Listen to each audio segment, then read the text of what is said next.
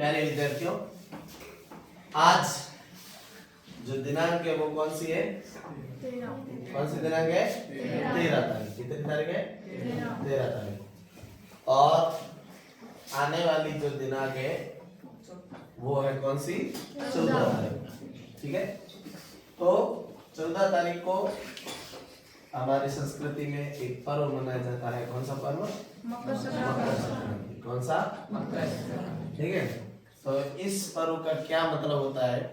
तो कहते हैं कि भाई मकर संक्रांति है, ये पर्व एक विशेष भौगोलिक क्रिया की वजह से मनाया जाता है। वो भौगोलिक क्रिया क्या होती है? सूर्य जो है वो अपनी जो सूर्य की 12 राशियां होती है उसमें से एक राशि है धनु। कौन सी राशि है? धनु राशि से निकल करके और कौन सी राशि में प्रवेश करता है? मकर राशि में प्रवेश करता है।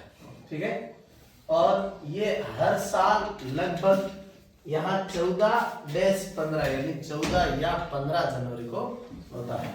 ठीक है, यह एक सौर आधारित त्योहार है। सौर आधारित का मतलब है ये सूर्य पर निर्भर करता है। किस पर निर्भर करता है? हमारे अधिकतर जो त्योहार है, पर्व है, वो चंद्रमा पर निर्भर करते हैं। किस पे? ठीक है, तो ये सौर आधारित त्योहार है। ये उत्तरायण, उत्तरायण हम इसको ऐसे समझ सकते हैं जैसे हमारे जो पृथ्वी है, कौन सी? पृथ्वी। तो इसको हम एक गोल मान सकते हैं। पृथ्वी कैसी है?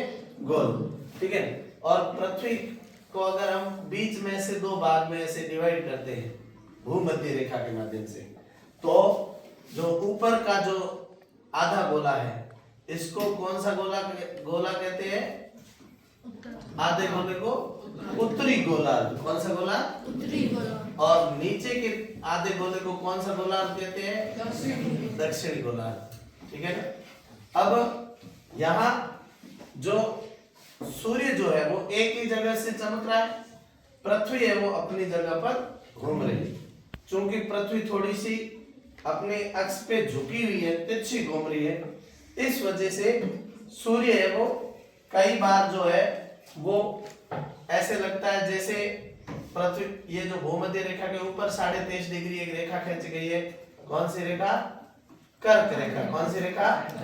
ऐसे 23.5 डिग्री नीचे जो रेखा खींच गई है उसको हम कहते हैं मकर रेखा। कौन सी रेखा? मकर रेखा। ठीक है ना।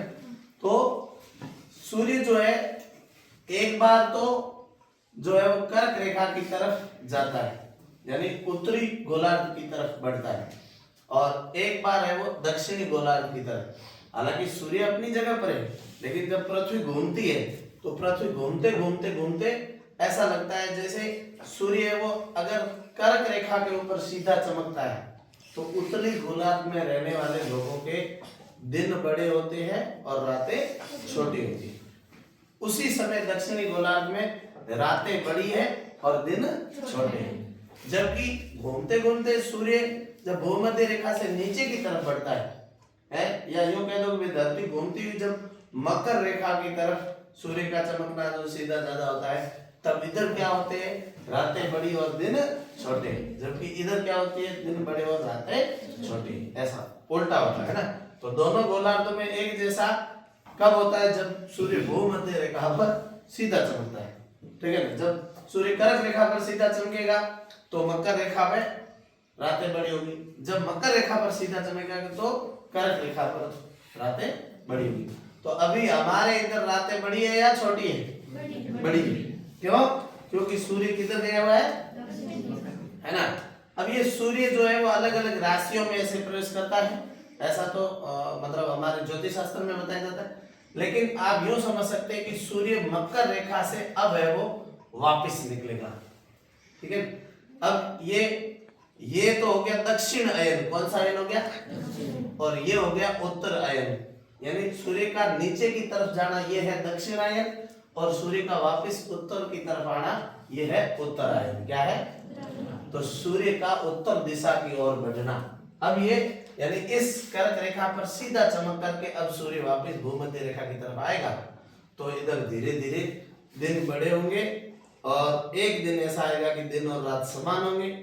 फिर उसके बाद में योगा के दिन बड़े होते जाएंगे, रातें छोटी होती जाएंगी। तो ये एक भौगोलिक क्रिया है, ठीक है। और भौगोलिक क्रिया पर ये जो है वो हमारा पर्व है वो तय करता है, ठीक है। और ये शुरुआत इसे शुभ माना जाता है। क्या माना जाता है? अब शुभ देख लो, कोई प्रकाश ज्यादा पड़ेगा तो शुभ है, सही है ना। और इस दिन फसल, तिल, गुड़ और पवित्र नदियों के स्नान के साथ में क्या किया जाता है? दान पुण्य, ठीक है।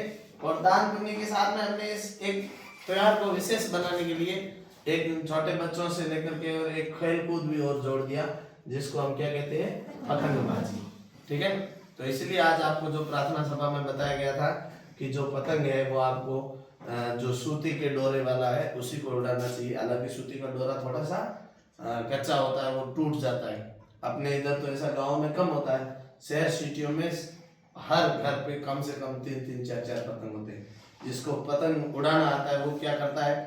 पतंग को उड़ाते हुए अड़ोसी पड़ोसी के पतंग को काट भी देता है, यानी लपेट करके और उसको फेंकता है तो कट जाता है। तो कटने से बचने के लिए वे क्या करते हैं? चाइनीज माजे का प्रयोग करते हैं। किसका? एक ऐसी रस्सी होती है जो टूटती नहीं है और वो होती पतली सी है लेकिन बहुत मजबूत होती है। कितनी मजबूत होती है कि अगर बहुत स्पीड से अगर ऐसे निकाल ली जाए तो आदमी की गर्दन कट जाए, है ना। तो उस चाइनीज माजे की वजह से जो हमारे अंतरिक्ष के अंदर उड़ रहे होते हैं जो पक्षी वगैरह होते हैं, है ना, जो हमारे घरों के ऊपर से उड़ करके इधर से उधर जाते हैं, तो उन पक्षियों के पंख कट जाते हैं, किसी की गर्दन कट जाती है। और वही चाइनीज माजा अगर टूट करके और नीचे गिरता है, कोई तार वगैरह पे गिरता है या नीचे जमीन पे आपस में अटका हुआ हो कहीं, तो उसमें राह चलते हुए कोई राहगीर वगैरह है वो मोटरसाइकिल से चल रहे तो उनके ऐसा हो जाता है तो वो दुर्घटना का कारण बनता है। इसलिए चाइनीज माजे से बचना चाहिए। तो लोग अपने फायदे के लिए भी मेरा पतंग कट नहीं जाए इसलिए वो चाइनीज माजा जोड़ते हैं, लेकिन उससे नुकसान है वो दिखता नहीं लेकिन होता है ना, ऐसा भी होता है। तो ये इसलिए ये पतंगबाजी में चाइनीज माजे का प्रयोग नहीं करें, इस बात का ध्यान रखा। तो ये ऐसे खुशियां मनाई जाती है। लिखा हुआ मकर राशि, संक्रांति, संक्रमण काल, ठीक है। और इसके मुख्य बिंदु है ना, मेल है, सूर्य का मकर राशि में प्रवेश होता है। ये कैसी घटना है? खगोलीय, है ना। जो पृथ्वी पर होती है वो भूगोलीय घटना। कैसी है? क्योंकि पृथ्वी पर होती है। और जो आकाश की घटनाएं होती है उनको कौन सी घटनाएं कहते हैं? खगोलीय घटना। देखा हुआ सूर्य दक्षिणायन से उत्तरायण की ओर बढ़ता है, शुभ माना जाता है। इस अवधि में किए गए दान पुण्य के कई फल उनमें मिलता है, ऐसा कहते हैं कोई। हालांकि ये होता ही है प्रकृति में, दान करने का मतलब है कि व्यवस्थित करना, एडजस्टमेंट करना। क्या करना? किसी व्यक्ति के पास में कोई भी चीज ज्यादा बढ़ जाती है तो वो अति हर चीज की खराब होती है, इसलिए अति से बचने के लिए वो जरूरतमंदों को वो सामग्री है वो दान में देता है। तो इससे क्या है? एडजस्टमेंट होता है ना। तो ये है। दूसरा फसल उत्सव। तो फसल उत्सव ये सर्दी के कम होने और नए अनाज की फसल का उत्सव है, जिसे भारत में अलग अलग नामों से, जैसे दक्षिण भारत में इसी मकर संक्रांति को पोंगल बोलते। क्या बोलते हैं? पंजाब इत्यादि में इसको लोहड़ी बोलते। क्या बोलते हैं? है ना, ऐसे मनाए जाते हैं। और इसमें क्या है? तो हमारी जो प्राचीन परंपरा है उसमें ये भाई इस दिन अगर पूरी सर्दी भर में आपने स्नान नहीं किया है तो कोई बात नहीं, लेकिन इस दिन आप क्या कर लो? स्नान कर लो। क्या कर लो? तो स्नान करने के लिए भी पवित्र नदियों में, है ना, जैसे गंगा है, यमुना है, नर्मदा है ना, जो आसपास में नदी पवित्र होती है तो उन नदियों में स्नान करके लिखा हुआ है सरस्वती के संगम, यानी विशेष करके कौन सी जगह पर? प्रयागराज, जिसका भी नाम है, पहले इसको इलाहाबाद कहते थे, ठीक है। तो यहाँ स्नान करना। दान में क्या है कि एक धान विशेष प्रकार का होता है जिसमें जैसे तिल, कौन सा है? इसलिए मैंने आपको बोला कि आप खाली आप नहीं आना, है ना। किसी की तिल नहीं हुए तो खरीद के लेकर आते, बाजार की जो होती है वो, है ना। तो तिल से और गुड़ से बनी हुई मिठाइयाँ और खिचड़ी इत्यादि। खिचड़ी तो इसमें पोंगल में इसमें बनती है, लोहड़ी में। अपने तो तिल गुड़ की मिठाइयों से मकर संक्रांति को हम पहचानते हैं, ठीक है। और पतंगबाजी का भी देखो लिखा हुआ गुजरात, महाराष्ट्र और मध्य प्रदेश में विशेष करके रिवाज है। जो देश का एक रिवाज दूसरी जगह पर आ जाता है, जैसे गरबा है ना, तो वो पहले गुजरात में था, लेकिन गरबा वो धीरे धीरे राजस्थान में इतना आ गया कि अब गुजरात में कम हो गया, राजस्थान में ज्यादा हो गया, है ना। डांडिया जो है ये गुजरात में था, धीरे धीरे तो नई परंपराएं हैं वो एक जगह से दूसरी जगह फैलती रहती है, क्योंकि लोगों को उसमें अलग दिखता है। तो जो अलग होता है उसमें लोग ज्यादा दिलचस्पी लेते हैं और उसको बढ़ाते हैं। ठीक है, तो ये बातें है आज मकर संक्रांति की। ठीक है, और ये नया साल का नई शुरुआत प्रकृति देवताओं का आभार व्यक्त करने का समय है। और भीष्म पितामह ने अपनी देह त्याग के लिए इसी दिन का इंतजार किया था, इसी दिन को चुना था। ठीक है, महाभारत का जो युद्ध है वो 18 दिन तक चला था, और 18 दिन में भीष्म पितामह 7वें 8वें दिन तो घायल हो गए थे। ठीक है ना, और फिर 10-12 दिन तक सरसैया पर पड़े रहे, और मकर संक्रांति के दिन उन्होंने अपनी, क्योंकि उनको इच्छा मृत्यु का वरदान था कि जब उनकी इच्छा होगी तब वो अपने देह से मृत्यु को कहेंगे कि भाई अब तुम मेरे शरीर से निकल जाओ। तो ऐसा 4 पीढ़ियों तक जिए थे वो, अपने पड़ पोतों के साथ में वो लड़ाई कर रहे थे, है ना।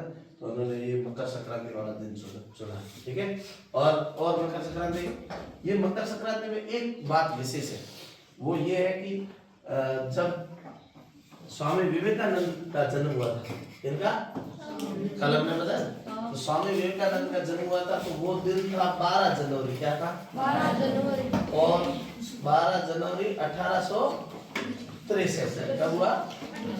तो 1863। तो 1863 ईस्वी में मकर संक्रांति की घटना है वो 12 जनवरी को होती थी। कब होती थी? 12 जनवरी। 1800 के बाद वाली जो सदी आई, यानी 19वीं सदी आई, तो 19वीं सदी में जो है वो मकर संक्रांति है वो 13 जनवरी को आ गई। ठीक है, और अब मकर संक्रांति है वो 20वीं सदी में है, वो मकर संक्रांति 14 जनवरी को, और 20वीं सदी के आधी यानी 2050 के बाद में आपके देखते देखते ये मकर संक्रांति कहाँ चली जाएगी? 15 जनवरी को। 14 में तो अब आती है ना, तो अब कहाँ चली जाएगी? 15 जनवरी। यानी ये जो है वो 100 वर्ष है। कौन सा वर्ष है? 100 वर्ष। तो 100 वर्ष है वो, इसमें एक दिन है वो बढ़ जाता है, और बड़े हुए दिन में जो है वो ये आगे सर जाती है, कम पड़ जाता है, ऐसा। ठीक है, तो ये मकर संक्रांति, तो आप 12 जनवरी को जो जन्मदिन था किनका? स्वामी विवेकानंद का, तो ये 12 जनवरी को उस समय में मकर संक्रांति थी। ठीक है, ये ध्यान रखना। लेकिन हम ये एक एक आगे से, इसलिए अभी 14-15 लिखा जा रहा है, फिर एग्जैक्ट 15 लिखा जाएगा। समझ गए? समझ गए? तो ये है आज का आपको समझ गया।